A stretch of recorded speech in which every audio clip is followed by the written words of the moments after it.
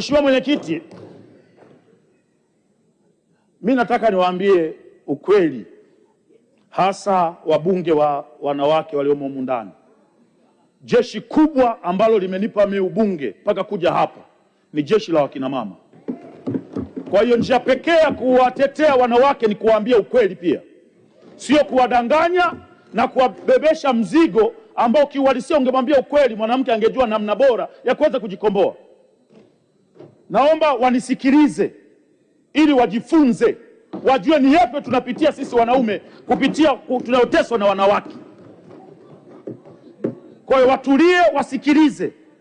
Naomba niendelee mwenyekiti, na unilindie muda wangu mamangu.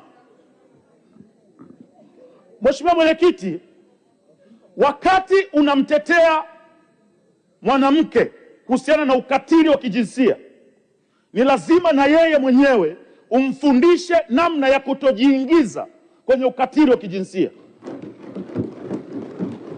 Yapo mambo ambayo yanafanywa na wanawake yanawaingiza automatically kwenye ukatili wa kijinsia, na nitayataja hapa, na wao wanawake watakuwa mashahidi kwenye hili. Jambo la kwanza, Mheshimiwa Mwenyekiti, huwezi kuwa umeishi na mwanamke ndani, anakusingizia ujauzito, unaulea miezi 9, anazaa mtoto, unamlea mtoto, anafikisha miaka 10, baadaye mnagombana kidogo, anakuambia hata mtoto mwenyewe sio wako.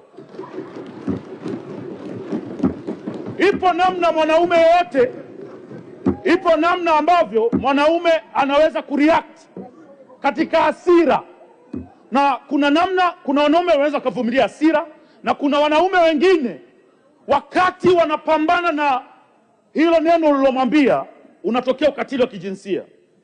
Kwa hiyo tuwe wa kweli wakina mama. Mimba sio ya mtu, mwambie, usimbebeshe mzigo mwanaume ambao sio wa kwake.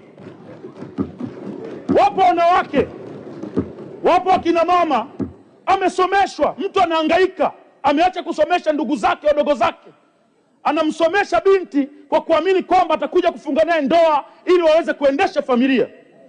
Akishamaliza kusoma, anamuona yule mwanaume hafai, anamgeuka. Ukimgeuka huyu mtu, familia yake yote inamwambia tulikuambia. Mwisho wa siku haya matendo yanaleta hasira kali sana kwa wanaume. Mimi sitaongelea hapo mwanaume kupigwa, kwamba wanaume wanapigwa